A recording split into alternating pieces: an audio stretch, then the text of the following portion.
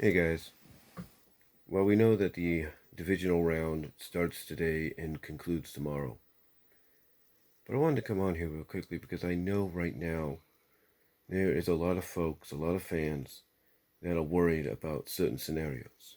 Now, I've already talked about how certain things can play out a certain way. If Minnesota wins today and Seattle wins tomorrow, then Minnesota goes to Seattle.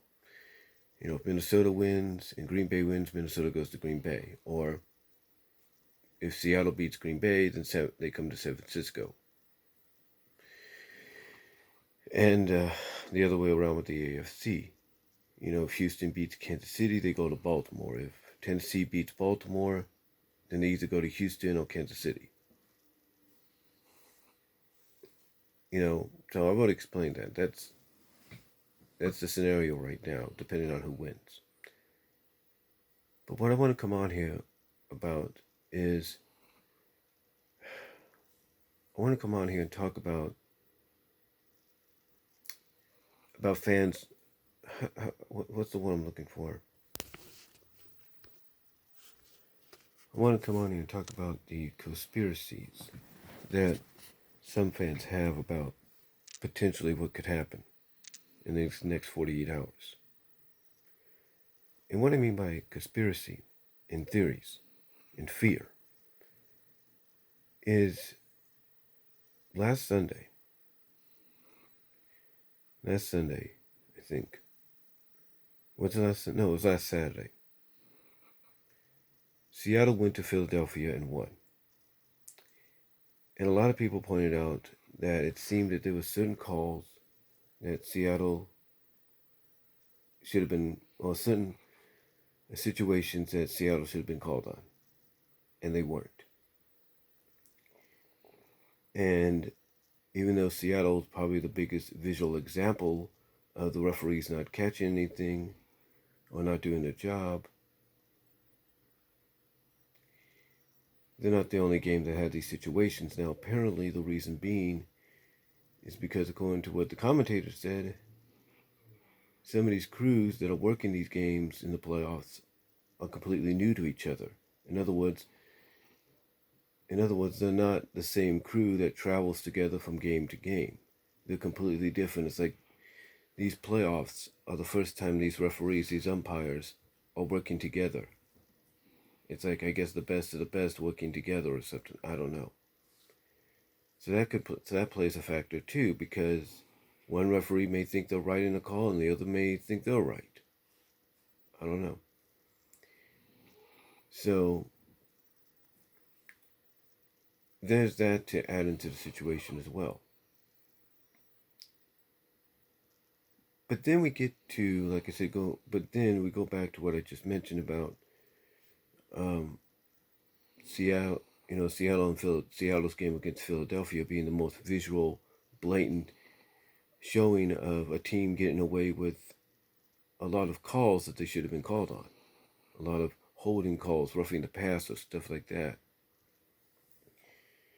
And like I said, they're not the only game that probably had this situation due to not only the officiating crew being new to each other, but as some fans have pointed out, the conspiracies. You see, a lot of fans know that in their own, conspiracized thoughts, that when Tom Brady and the Patriots were in the playoffs in the past decade, that most of the time they'd be in the Super Bowl. And if you look at the record, 9 times out of the past decade or so, they've been in it. So when you end up having New England get knocked out in the wild card, that's when basically your thoughts of conspiracy and theory starts to wonder and ask, okay, if Brady's gone, then who's next in line to be shown favoritism? And the Seattle game against Philadelphia, in a lot of people's mind, kind of gave him that answer, because under Tom Brady, who's the second most well-known quarterback? Not Mahomes, even though one can look at it that way. No, it's Wilson, Russell Wilson.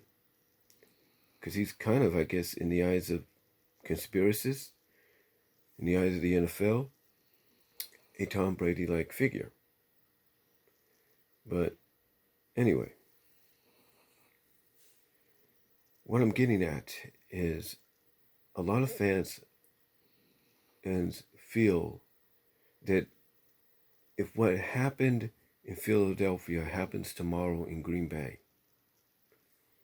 that pretty much we will get our answer as to who the NFL wants to see in the Super Bowl. That's from a conspiracist standpoint. And the conspiracists basically say that the fix is in, but it all depends on the outcome of divisional games today. You see, the conspiracists feel that it's not going to really matter who wins today against the Vikings and the Niners. That the foregone conclusion is it's going to be Seattle in the Super Bowl. But how they get there is up in the air. Some conspiracists will believe that if you start seeing some calls or situations happening in favor of the Vikings today against the Niners, that pretty much the fix is in, that they want Minnesota to go to Seattle. Because, again, like I mentioned, if you start seeing similar calls not being called in the Green Bay game, then that kind of gives you an idea of now you can kind of see, all the dots connecting. Now, that's one way conspiring. The other conspiriness, if you will, look at it this way.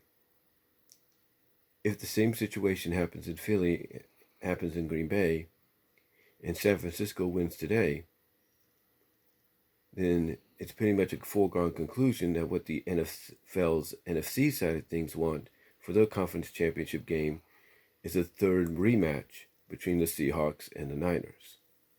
Just so that history in their minds, as the conspiracists would look at it, the NFL would want to see history repeat itself with Wilson coming into Santa Clara and winning the conference championship there. Now look, I have nothing against Russell Wilson. He's a talented athlete.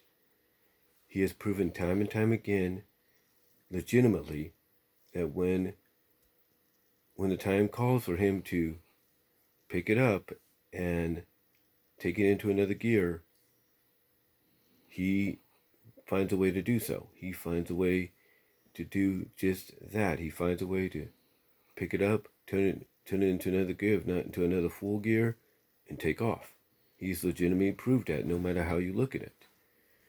But again, you got all these conspiracists and theorists believing that the outcome of today, that the outcome of today's divisional NFC round between the Niners and the Vikings is going to determine the direction of who wins tomorrow. Because a lot feel, now here's the thing, some may say that this whole conspiracistness is a bunch of bull. And it is, probably in their eyes. But some may also feel there's a conspiracy if, let's say, the Vikings win and Green Bay wins, that the NFL on the NFC side wants an NFC North battle for the conference championship. Just saying. But we have to wait and see exactly what transpires today. But overall, that's basically what a lot of conspiracists look at. Hardcore NFL fans who also conspiracists who look too much into something. That's how they basically feel. And I think it's just out of fear. It's out of fear that, they see a lot of scenarios playing out, that they could see with their own eyes that if something happens, if a call doesn't get made, that they know something's up. And like I said, if let's say the Vikings get a lot of calls not given, or get a lot of stuff put in their favor, like certain scenarios done where they should be called out about it, then pretty much fans are going to say, okay, the fix is in for the Vikings to go to the conference championship, but is it the fix in to have them have a North battle for it, or go to Seattle? You see what I'm saying? You see, that's what a lot of, that's what a lot of fans are looking at. And again, I'm hoping none of that happens.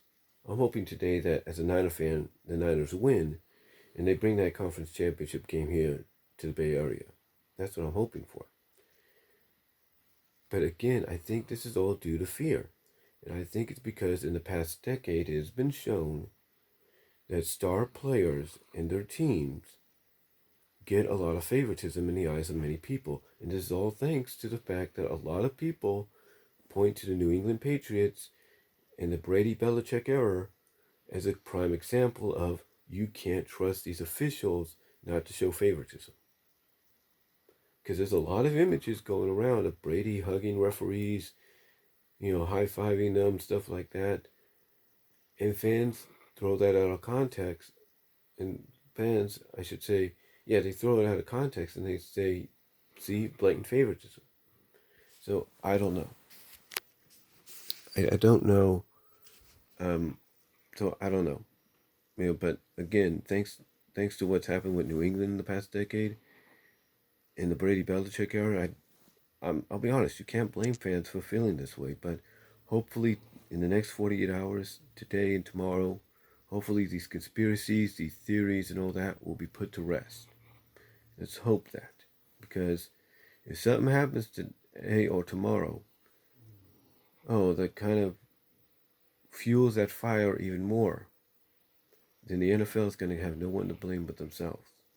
And the commissioner, Roger Goodell, he's going to have to do something to make sure this kind of stuff, these kind of conspiracy thoughts and theories, don't ever happen again, or not brought to the surface ever again. So, let me know what you guys think though down below, and that's all I'm going to say. So, enjoy the playoff, guys. Enjoy the divisional rounds today and tomorrow, guys. And I'll talk to y'all later.